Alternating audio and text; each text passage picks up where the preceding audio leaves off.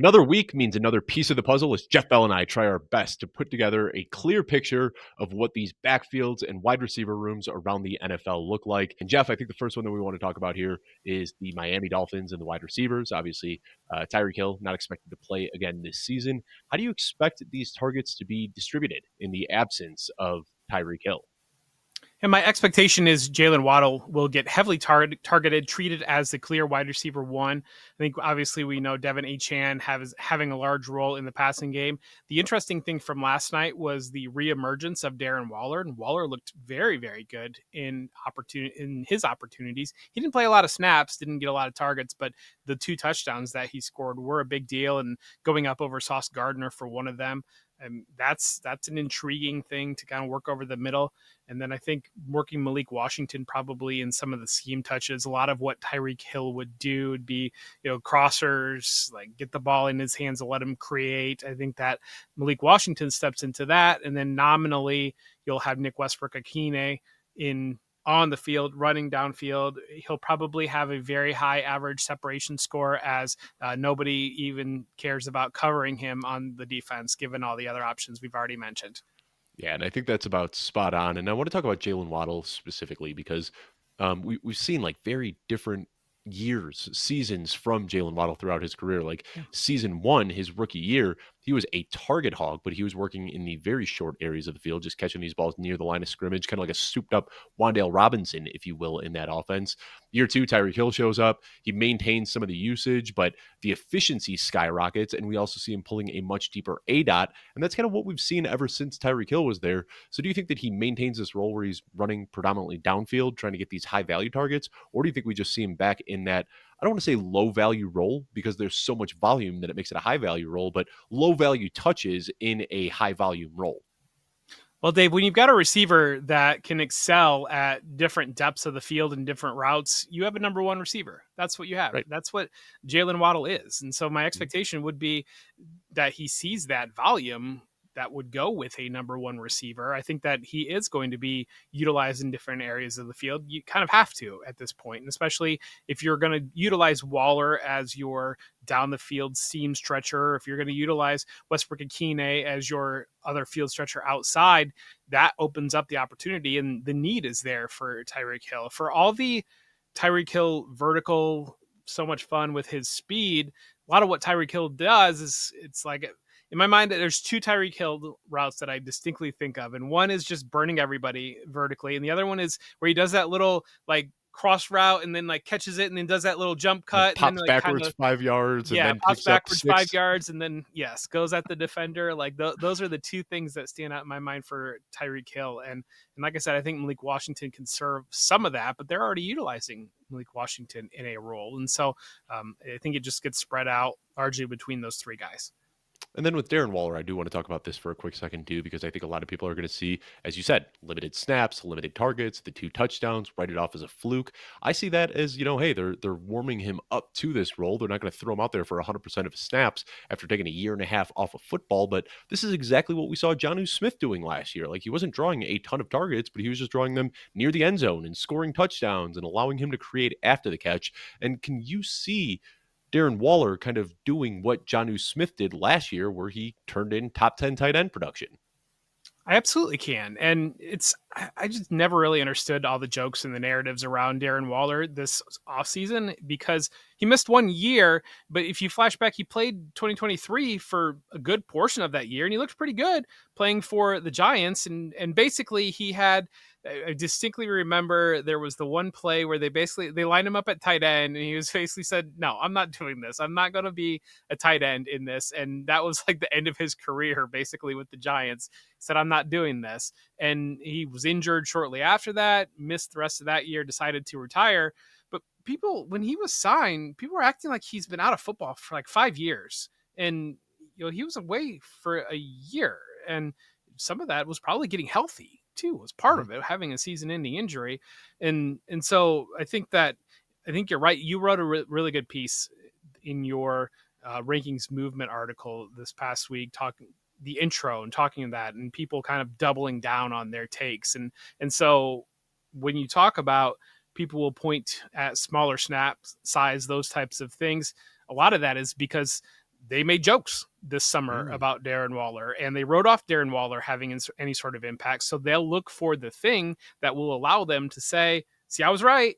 Doesn't have an impact, instead of looking at holistically, looking at what he brings to this team and those targets that John Smith had last year. That's what Darren Waller can do as well.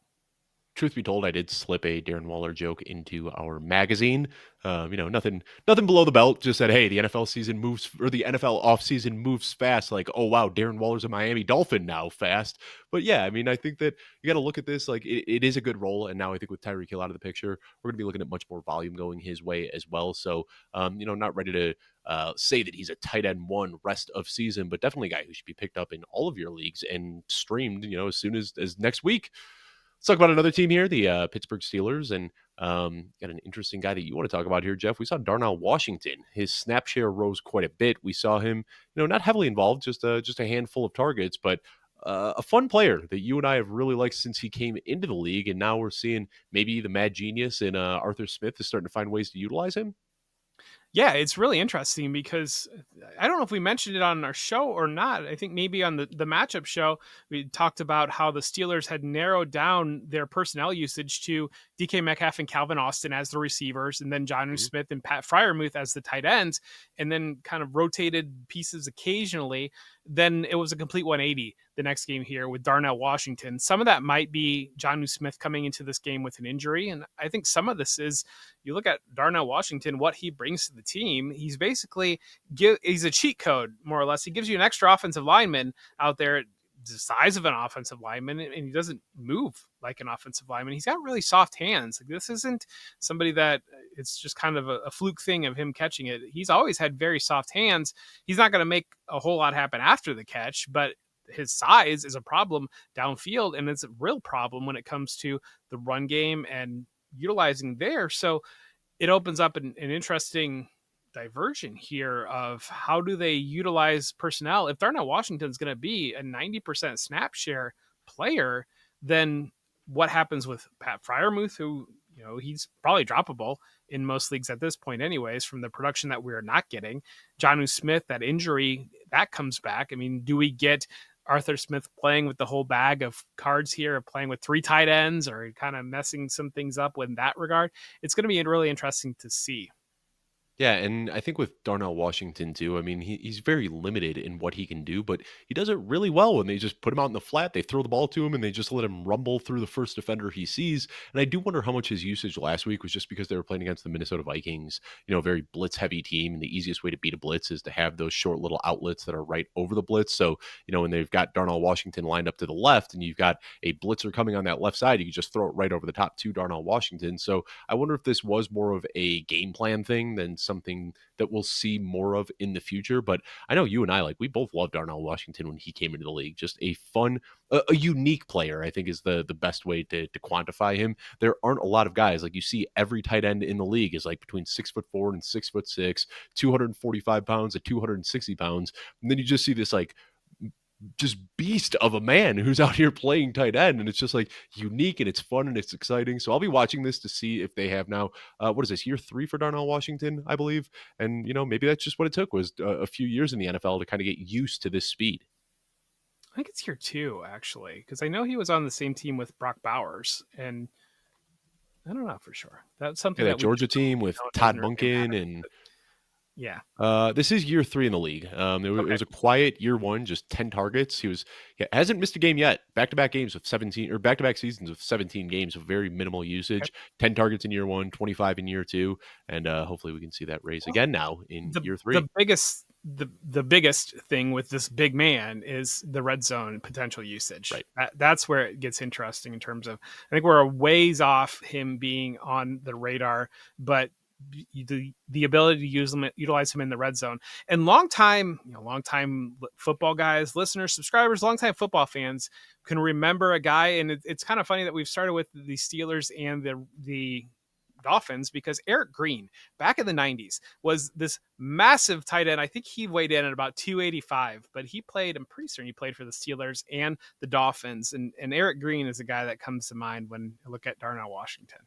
He did, with a brief little stint in Baltimore as well. So way to pull that one out. Jeff, Let's talk about the Chiefs receivers, and I have a feeling that this is a team that we're going to be talking about quite a lot on this show. We do this usage episode every single Wednesday. We record on Tuesday nights, kind of talking through hits your earwaves and your YouTube channels on Wednesday. But I think the Chiefs room is going to be very mercurial as players are added and taken away, and we see some young players stepping up and some old players falling off. But right now, what we've got is Xavier Worthy looking very much so like the wide receiver one in this offense. Like coming back, absolutely no limitations. The speed is obviously there. I did have concerns with the shoulder, a torn labrum, that there'd be re-injury or that he'd be limited or something like that. It doesn't seem like Andy Reid and his staff has any concerns whatsoever. Just completely unleashed him in his first game back. And I don't expect that to change over the next few weeks. Of course, week 7, when Rashee Rice returns, then we're throwing another player in the game. It can,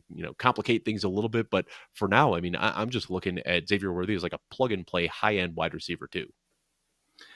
Xavier Worthy's the most interesting for fantasy right now, and seeing the way that he performed was exactly what you wanted to see. And seeing him attack at all levels, we talked about Tyreek Hill, but his ability, Xavier Worthy flashed the ability to win downfield, but also to create after the catch in the short to intermediate game.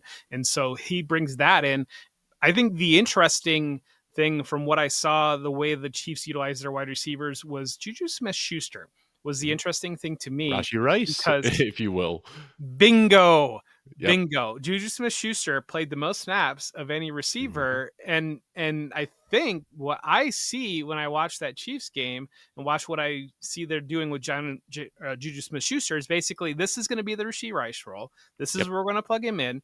Let's get the other pieces settled. Let's get Xavier Worthy settled and doing all the things, running around and doing all the Xavier Worthy things. We've got Tyquan Thornton, who's had a great start to the season. We can plug him in there if we want to get vertical with somebody. Hollywood Brown going in a revenge game against the Ravens, gets into the end zone late in that game, but he kind of is the supporting piece.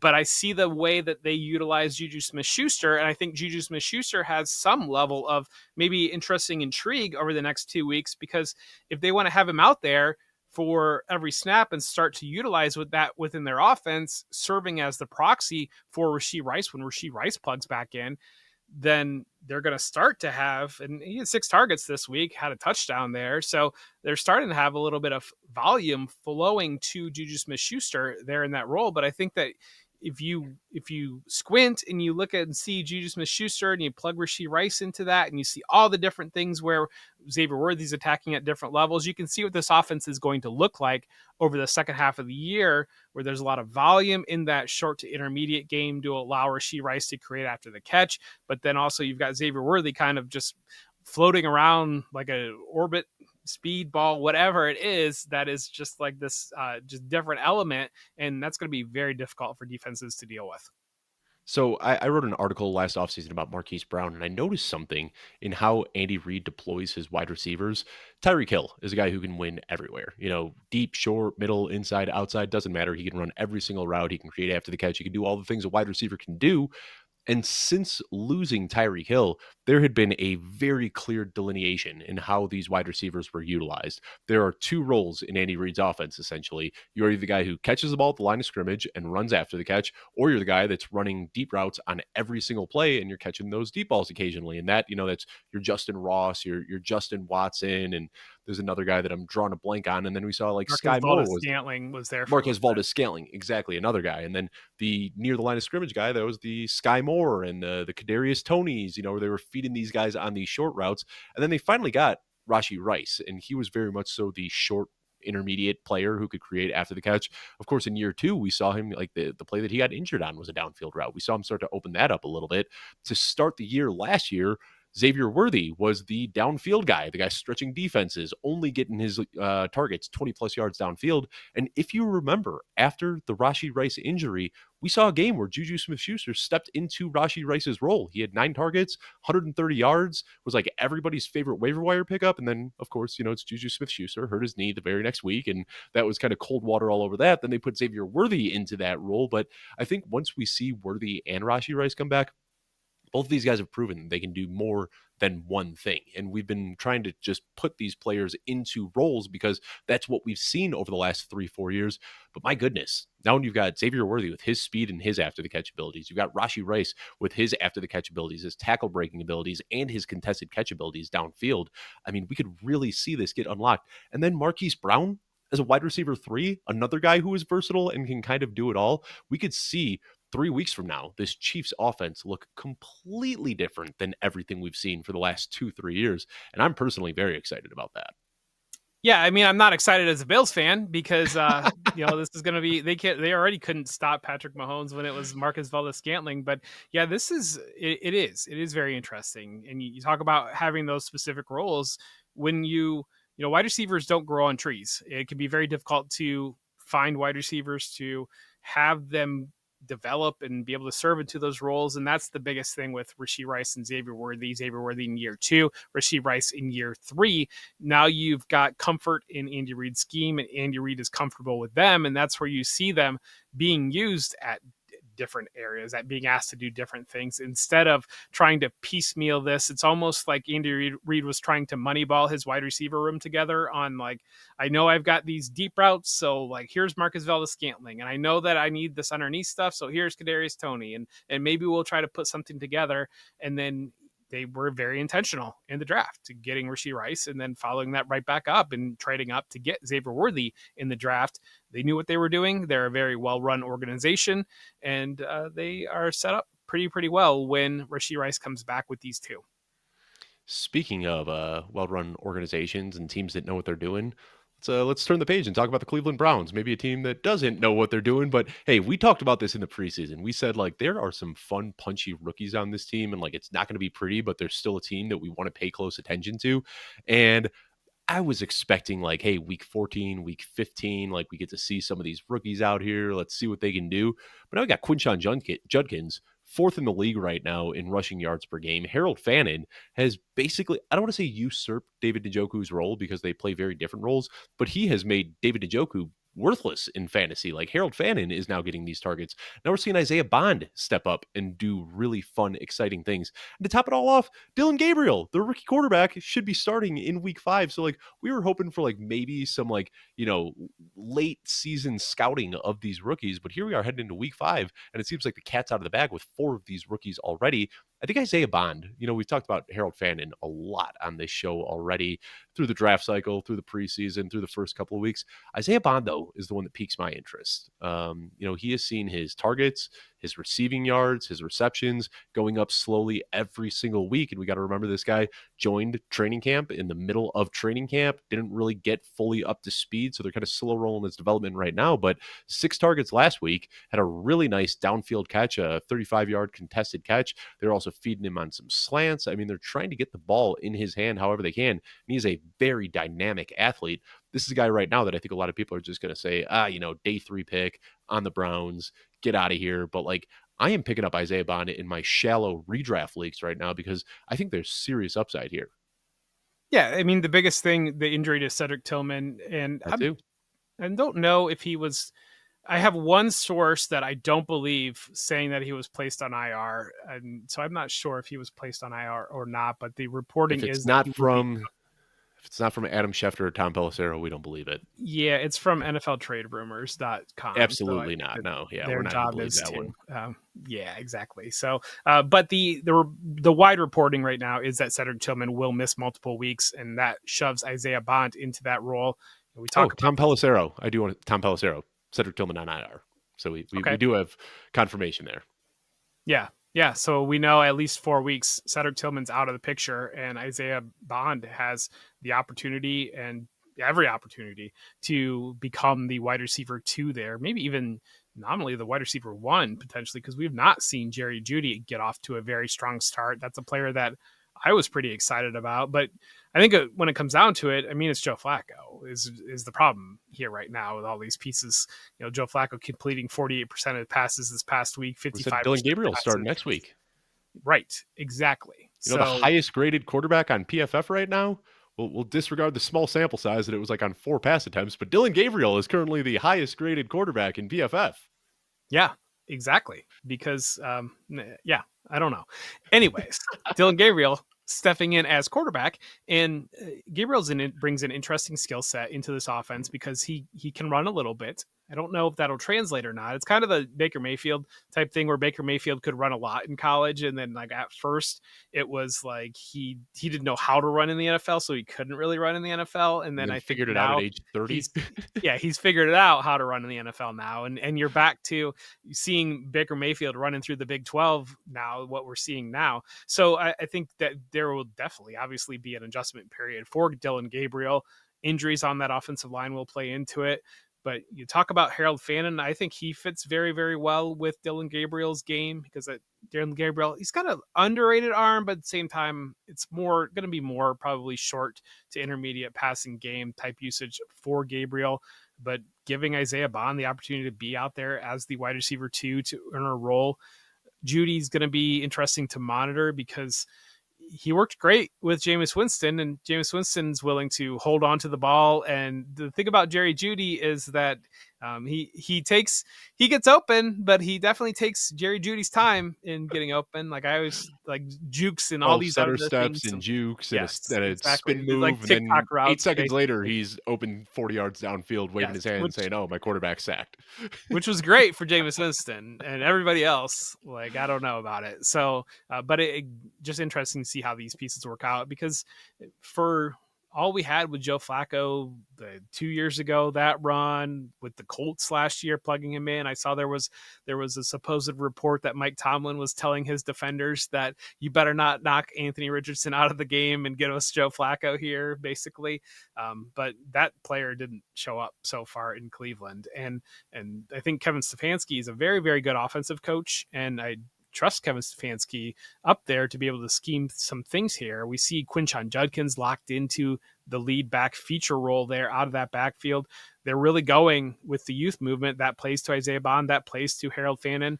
And I know you've had him on not, I almost said on the couch, but it's not on the couch. It's on the launch pad. You had Devin Knotts, my co-host on the Football Guys DFS show this past week, and Devin is a Browns fan, and Devin has been speculating for a couple weeks now that David Njoku could be traded, that he's heading for, I believe he's going to be a free agent after this year.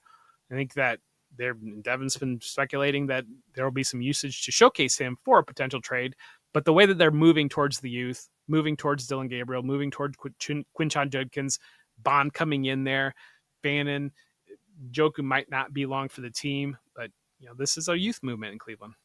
Yeah, and you're right. This is the last year of his deal.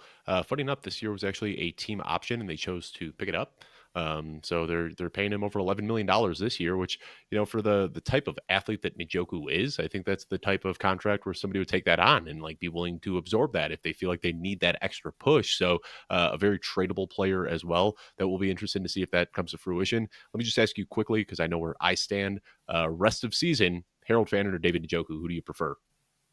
Give me Harold Fannin. I mean, we see Yep. the way this team's going. I'm there as well. All right, let's talk about one more wide receiver room, and we're actually going to talk about the wide receivers and the running backs on this team. But let's start with the receivers. The New York Giants obviously losing Malik Neighbors. We opened up the show talking about losing Tyree Hill. We also lost Malik Neighbors this week. Just brutal blows for the respective teams. How do you expect to see things change? And not only do we have Malik Neighbors now out of the picture, but we also have the switch from Russell Wilson to Jackson Dart. So just chaos in New York right now, like a lot of changes all happening at once. How do you expect this to kind of shake out here?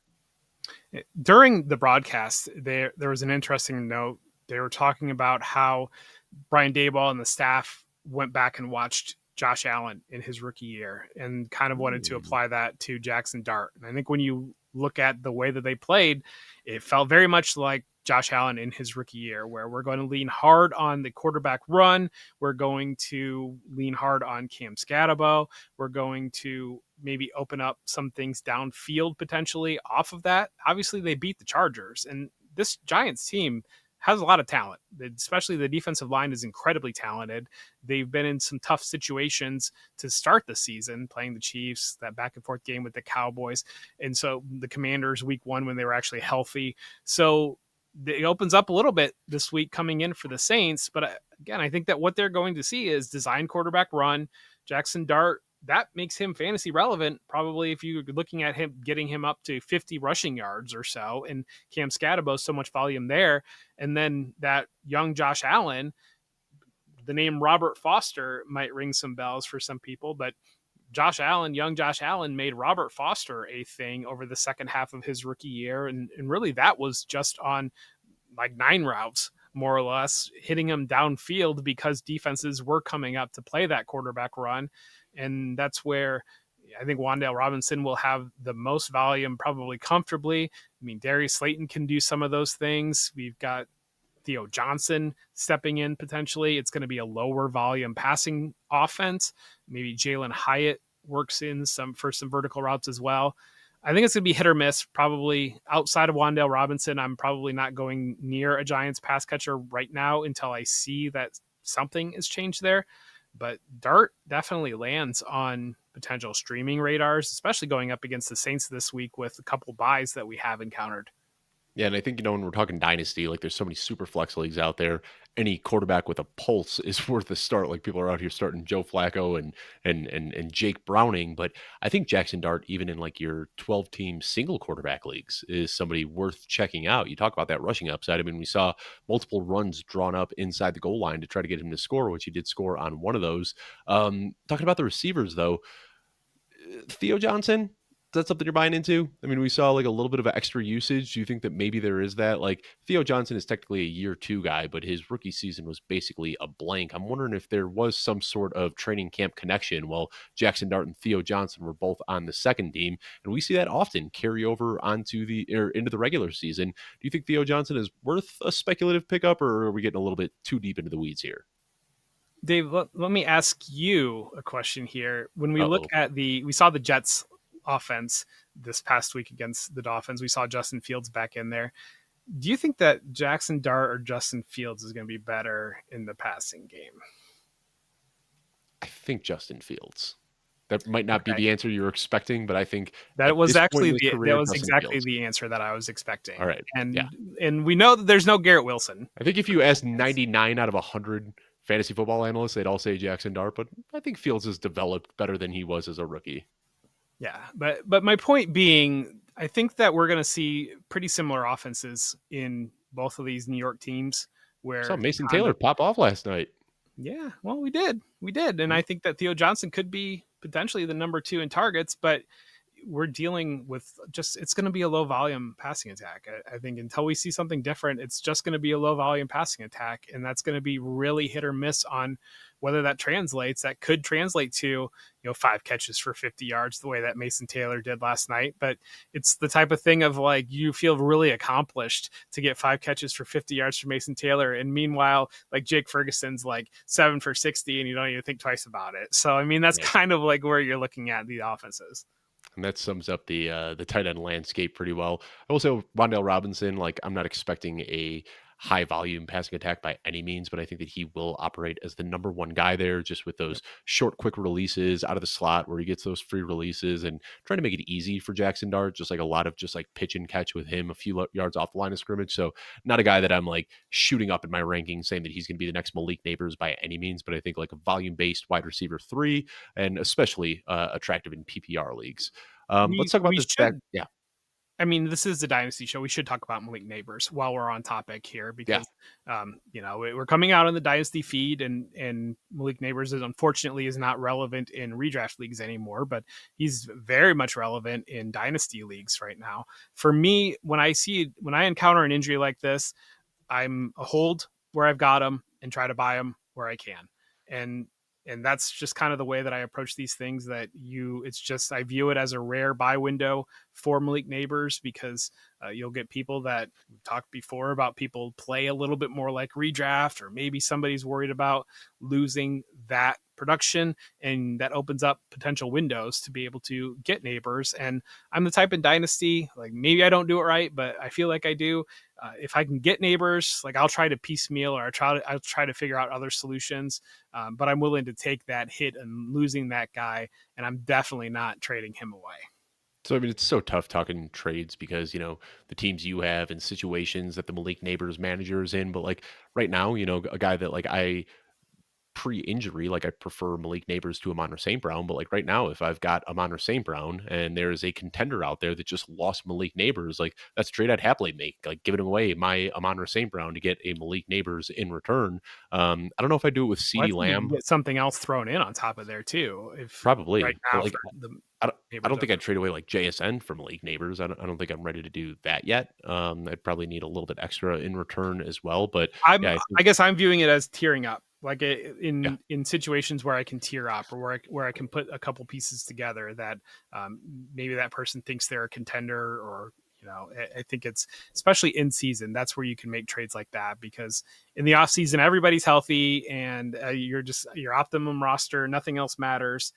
But during the season, it gets pretty real when you're looking at plugging in. I wanted Romeo Dubs came up to mind, but that he obviously had 3 touchdowns last week, so bad example. But Darius Slayton, when you're plugging Darius Slayton in a 2-10 team lineup. well, let's talk about some backfields here, and I think the first one we want to talk about is the Detroit Lions. So a little bit of a shift in usage this week. Jahmyr Gibbs leaned on a little bit more than we would have seen in the past. It's typically very close to a 50-50 split. Gibbs did have a higher chunk of the workload, but I think the bigger takeaway here is that David Montgomery just couldn't get anything going. 9 carries, 12 yards. I mean, just very weird to see from David Montgomery. He's just chalking this up as like a fluke and not really thinking too much about it, Jeff. No, I'm not because I wanted to talk about them because there were reports in the offseason that the offense was going to be heavier on Gibbs. That's what we've seen. And I think that, small sample size theater, especially island game theater, we saw that big blowout spot by David Montgomery against the Ravens. But if you dig into the usage over the last 4 weeks of the season or what we have of this season, it's about a 60-40 split. And it's even maybe skewing a little bit more towards a 65-35 split. And there's a completely different conversation about David Montgomery when you're looking at that type of split. And the Lions' offensive upside keeps him kind of relevant, but David Montgomery was always kind of in the he would end up as a top 15 running back, or like he'd kind of almost be a fringe running back one because of the way the offense structured. But if this is like 65-35, you're kind of talking about like a fancy version of Tyler Algier or like Zach Charbonnet when Ken Walker's running hot type of a situation where it's like you're not plugging David Montgomery into your lineup every single week anymore. I don't think you should be unless you don't have other options, but you should probably be evaluating some other options around David Montgomery. Like Jalen, maybe it's a bad time right now because of the game that Ken Gainwell had, but like Jalen Warren or David Montgomery, if you have them heads up, who are you putting into a lineup? Oh, I mean, even I do my rest of season rankings, and I have Jalen Warren ahead of David Montgomery. Yeah, I mean, Right. I think yeah, definitely. I'd make that trade without thinking twice. And yeah, I'm looking at it right now. We've got a great tool over here on footballguys.com. Our snap count, just makes it really easy to read. And David Montgomery through the first 4 weeks, 37%, 39%, 37%, 33%. He has not exceeded a 40% snap share in a single game yet this season. And they've had wins, they've had losses, they've had close games. We've seen every game script imaginable for Detroit, and they are still maintaining this 60-40 split in favor of Jahmyr Gibbs. So definitely worth talking about here. I mean, it's not changing anything for Jahmyr Gibbs. Like Jahmyr Gibbs, top 3 running back. We know that. Dynasty redraft doesn't matter. Like we know he's an absolute stud. I think the change here, though, is that David Montgomery doesn't have that plug and play usage that we've seen in years past. So say you wanted to, let's explore the idea of, so if David Montgomery is kind of a 35% type snap player and it has to be a perfect game script for you even to want him into your lineup, then again, it's like Tyler Algier to me, where I need Jahmyr Gibbs out of the lineup before I feel good about David Montgomery. Mm-hmm. Just like with Tyler I think Algier, I Tyler need Algier is a Bijan perfect Robinson. comp. Yeah, Exact. And so David Montgomery on Keep Trade Cut is running back 28. Tyler Algier is all the way at running back 44. 50. Yeah, So I was going to say like 50. Yeah, just yeah, sleeping on him every year. yeah. And Algier is going to be a free agent after this year. And so I think And I that want to say he's like this 3 years younger than Montgomery too. he is. Yeah. So like this could be the type of thing where like, is it David Montgomery for Tyler Algier in a second? Is that like kind of a thought process there? Or to me, it feels like players that are dealing in similar tiers, or at least you need the top running back out before you're going to feel good about it. So if you're making the same bet, I may as well get some stuff on top of it and get the younger player and get a player that could have more value next year. Jeff, I just want to take a minute to commend you for what you do as a fantasy football analyst, because I've been doing this for a long time, and I see all these people, they really like dig in. And in the preseason, you had some pretty aggressive David Montgomery stances and rankings, but like there aren't a lot of people that are willing to just kind of like change their mind. But like I think this is what makes you so good at what you do, is you're not going to dig in and just entrench yourself in a take, like at like your own expense. Like you pay attention to these things so you can see these changes, and you can try to move before the market does. And I don't want to, spend this whole time just, kissing up to each other on the show, but I just want to say that, it's very respectable, and it's one of my favorite things about you as a person and as an analyst. Let's keep moving down though. Talk about some other teams. The Baltimore Ravens, another weird game here. I think I'm chalking this one up to game script, but Derrick Henry held to 8 carries for 42 yards. Meanwhile, Justice Hill goes for over 100 scrimmage yards and 2 touchdowns. We saw this last year though, Jeff, right? Like they have these weird games where they're losing and Justice Hill comes in and has these big blow up spots. And then when they're winning, it's back to Derrick Henry. And honestly, like the way the Ravens play football, that they are constantly playing to their competition level, it makes it so hard to predict these game scripts. Like when we think they should go out and just like run it up on this team and Derrick Henry should have a huge game, it ends up being a close game and we see Justice Hill and vice versa. So I don't know how I'm supposed to react to this, but I'm probably not reacting to it as much as I should. So how over the last 3 games, you probably have it right on, but I'm curious if you could tell me how many points per game in half PPR Derrick Henry is averaging over the last 3 games. I want to say like 8.5. Yeah, I think you got it probably. Actually, I think you're high, to be honest. I'm doing the math here real quick. It's 12.1 on the season, high. I know. Yeah, he was 24. I was just looking at his splits through the first 4 weeks of all of his seasons, because I remember there's always this narrative like, oh, Derrick Henry, he's a slow starter, but he always turns it on in the second half.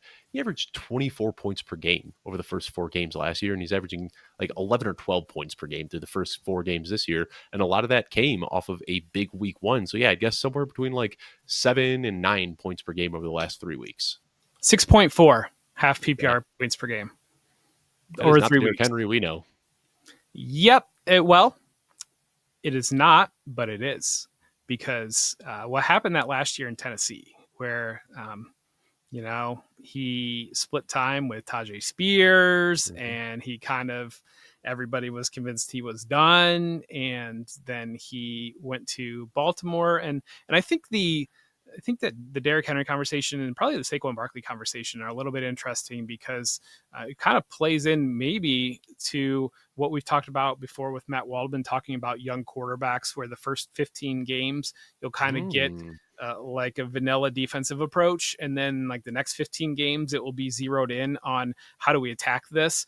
And last year, for both Saquon Barkley and for Derrick Henry, defenses were like, we don't really know how this works yet, or like, how does this work like with these guys in these strong offenses? And then they had an off season to walk away and to reset and to break it down and say, how do we attack these things? How do we stop this offense? And we saw that big blow up spot against the Bills in week 1. Derrick Henry absolutely owns the Bills. It's like the Bills and the Texans are Derrick Henry absolutely owns those teams. And hey, who does he play this week? The Texans. Right. There you go. Yeah. And I think I don't think you were wrong in what you said and crocking it up to game script potentially, but at the same time, like everybody's kind of thinking that, not to diminish like your thought process there, but like a lot of people are thinking that. And so this might be an opportunity if you want to be aggressive and say, maybe I am buying a little bit of what we're seeing the last couple of weeks, that this is an older player, and he was trending in this direction towards the end of his time in Tennessee. And now Lamar Jackson's out of the lineup. And so that might be a pivot opportunity for you to get out on maybe the last good sell window of Derrick Henry's career at this point. It's kind of funny to think that, like, the megalith of fantasy football analysts like for years. Like Derrick Henry cannot continue this. Like regression is going to hit. He's going to fall off the age curve. And like now that he's 31, everyone's just like, yeah, it's Derrick Henry. He's a Yeah. machine. Like you can't bet against him. And like maybe now we should be. Yeah. I'm picking up what you're putting down, Jeff. I think you might be onto something there. I don't know how much value there is for him in dynasty trades. I've only got him on one team right now, and I've just kind of accepted that I'm just going to ride him until the wheels fall off. Like spent years trying to trade him 2-3 years ago, nobody was buying, and then I'm just like, fine, I'm just going to keep winning championships. Unfortunately, keep coming in second place in that league, but maybe this will be the year. All right, let's talk about one more team here. Funny enough, we just talked about how Derrick Henry really gets after the Texans, and I want to talk about this backfield as well. This, Jeff, I looked at the opportunities, and I know you look at snaps, touches, carries, all these sorts of things, but just like opportunities, how many combined touches and targets. And I didn't even factor in Dario Gumbawale or the other guys. I just compared Nick Chubb to Woody Marks. Week 1, 85-15 split. Week 2, 80-20 split. Week 3, 60-40 split. And then last week, a 40-60 split. It flipped. Woody Marks is now the guy. And this one, I mean, I think everybody's buying this. Like nobody's chalking this up as a fluke. Nobody's expecting Nick Chubb to get his job back. Woody Marks looked really good. And I don't want to say Bucky Irving vibes because that sets the bar so high. That's kind of what I get here. And like somebody reached out to me on Twitter today, and I thought it was a good question because apparently there have been some people talking about how Woody Marks has a low ceiling.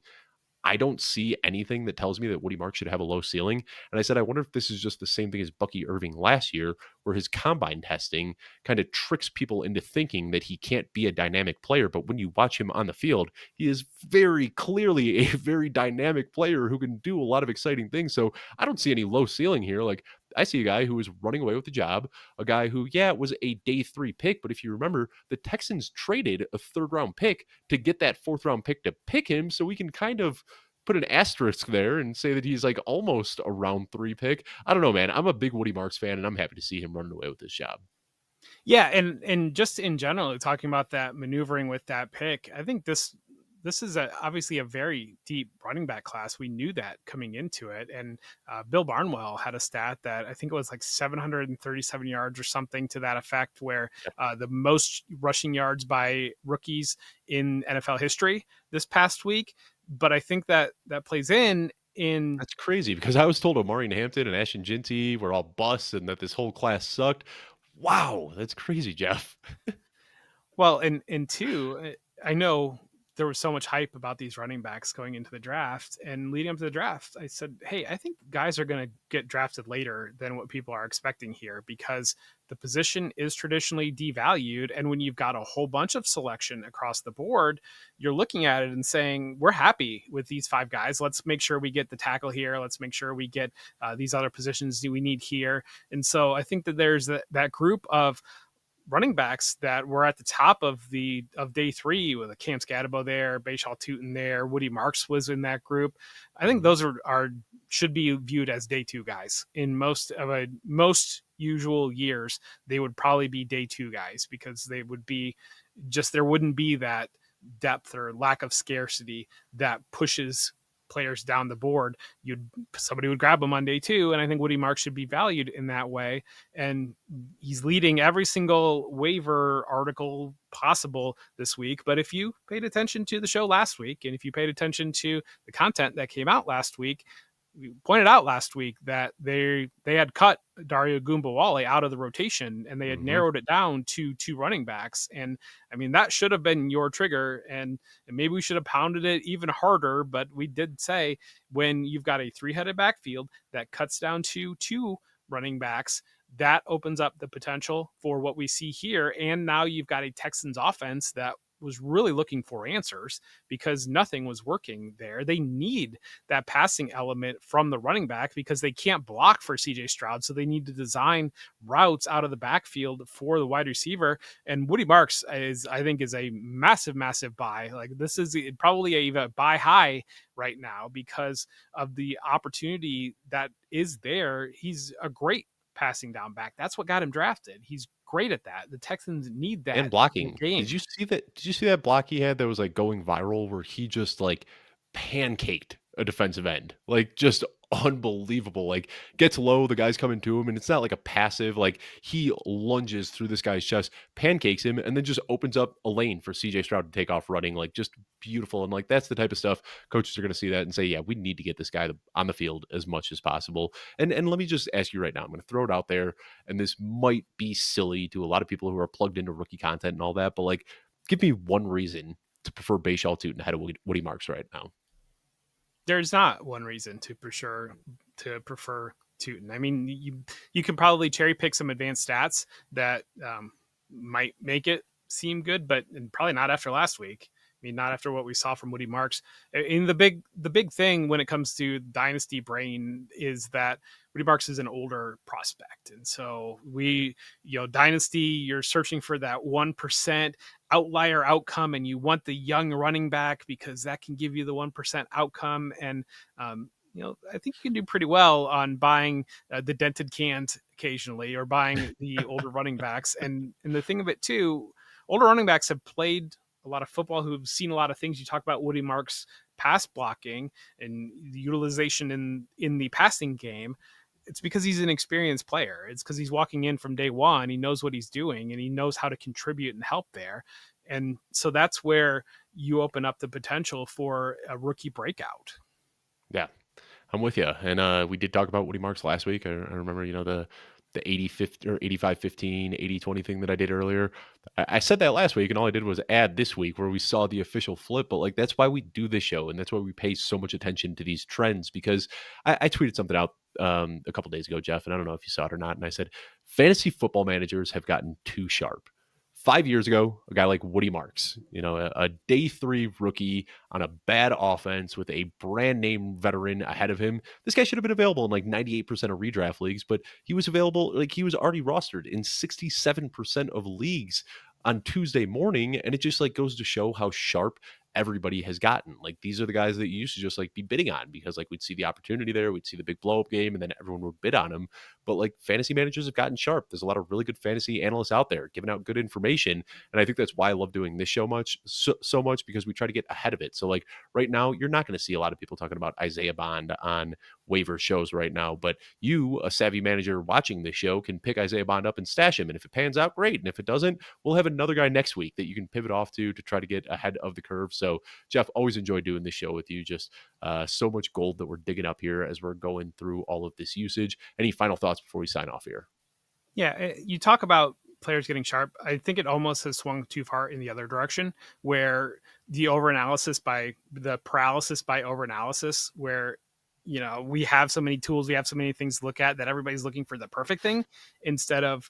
And I think one of the things that we do, that I enjoy that we do, and just kind of the way I approach in writing, is my writing's not full of a lot of advanced statistics and everything else. I'm trying to tell you who's getting the ball and who's doing something with it, and who's in an opportunity to be able. And I really think really that's what it comes down to in fantasy football is where is the volume and who is doing things with the volume, and how do I accrue points. Let's not worry about every single advanced stat possible to find the exact perfect thing.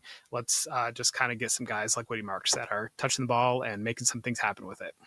Gosh, I wish I could remember it, Jeff. You remember? I'm not nearly as snarky these days as I used to be, but do you remember I put together, like, remember when Twitter threads were first becoming a big thing and everybody was doing like, you must draft this player, and I remember putting together this thread just to like show how silly the advanced analytics could be. And like, analytics are important. Like, I'm not trying to just like paint with too wide of a brush here, but I remember I put together this whole thread about like this must draft player, and I went through and painted this picture, and I can't remember who it was, but it was like the wide receiver 5 on a bad team. And like, it was an obvious punchline, but like, a lot of people went out, he was trending on Sleeper the very next day, because I went out here and I made this like tongue-in-cheek joke about how you can just twist numbers to tell any narrative. And a lot of people saw that the joke didn't land, and they're like, oh, I need this guy, he's going to be the big breakout player this year. So it just goes to show how numbers can lie occasionally. But as always, I want to thank you guys so much for taking the time to tune in.